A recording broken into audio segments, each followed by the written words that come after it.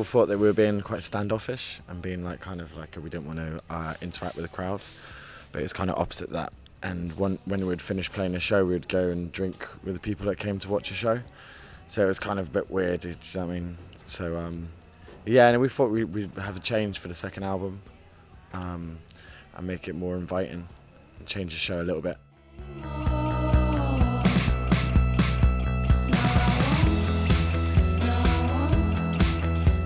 We were living in like a Georgian squat, like an old house, and it didn't have a back door, and it was freezing cold, and the water stopped working on the level. So eventually, the ground floor was the only floor that the water worked in, and we didn't have a front door for a while as well. And it was like in quite a rough part of London, but we were just like had a rehearsal room in the basement, and yeah. So Is Tropical was the idea of escapism. That's why we have like songs like South Pacific and Tan Man and stuff, like, you know, things to make us escape from our reality.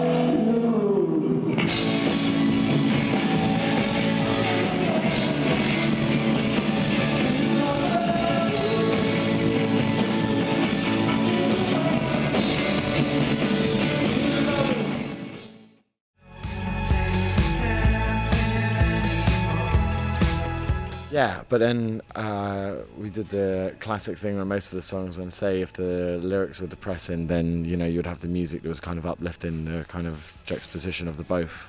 You know, like the Lou Reed song, Such a Perfect Day. Like the actual lyrics are like positive, right? Such a perfect day.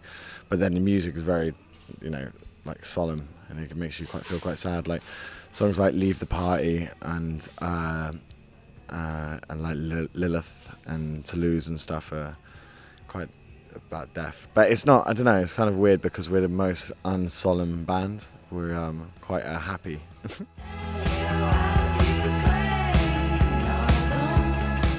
It's quite interesting writing music when you're high. We were playing in Toulouse, like where the song was written, and me and Gary accidentally did far too much LSD, and we got kind of stuck into a trip for a good 20 hours, and it was quite bad because we had to go to a new show to play a gig.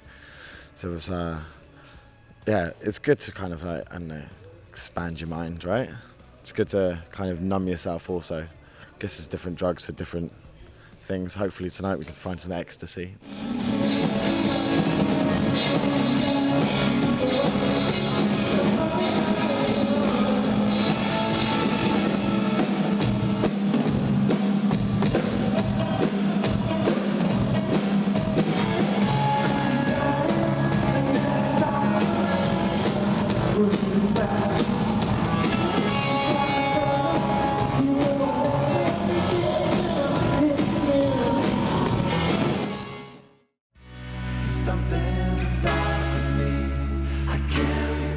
So when the first Greeks music video was done, we really liked the directors, Megaforce, the Paris collective, because they did really good videos for Metronomy and you know, Rat-a-tat and other like great bands. So when we met them, we kept on like being like, oh yeah, no, come on, make a video for us. And we were like, you could do whatever you want. So, you know, so they made a video for us because they knew that they could do anything that other bands would stop them. So they made something really crazy, and we were like, wow, this is great. And then Jonathan Ledger made the Lies video, which was a bit sexy. So then after that, kind of people thought that we would, you know, it'd be good to make a music video for us because we don't have any kind of restrictions. We're not very big fans of censorship.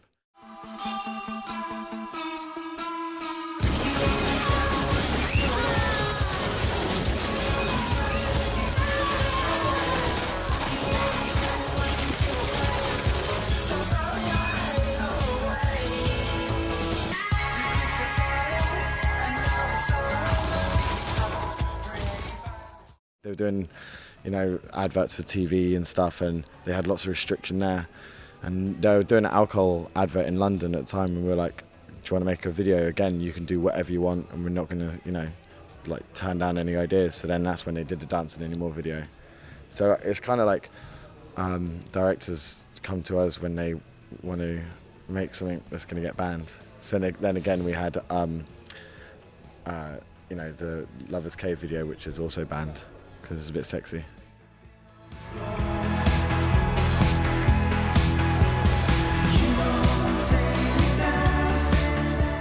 We were trying to think of how what sort of app we could do. And we had an idea to do like a 70s porn app, where it'd just be like a filter on your camera phone.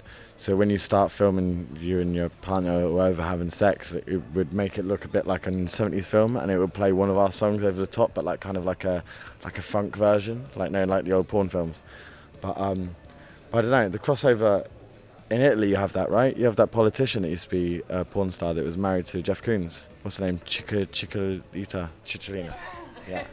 Yeah. So I guess you're used to that, right? And then there's something called there's a woman. There was a girl, Amy Fisher, in New York, and she ended up killing, out of jealousy, her love rival, and she recently become a porn star. But I don't think any of us were going to start doing porn soon.